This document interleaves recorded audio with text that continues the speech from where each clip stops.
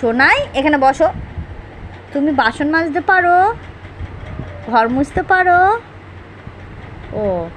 আর gas মুছতে পারো, জামা কাপড় কাচতে পারো, হ্যাঁ বাবাকে ভাত দিতে পারবে, ও পড়াশুনো করবে, হ্যাঁ স্কুলে যাবে, হ্যাঁ তারপর আর কি কাজ করবে, আর কি কাজ করতে পারো, আর পিয়া পিয়া করতে পারো, আর তুমি কি রান্না করতে পারো,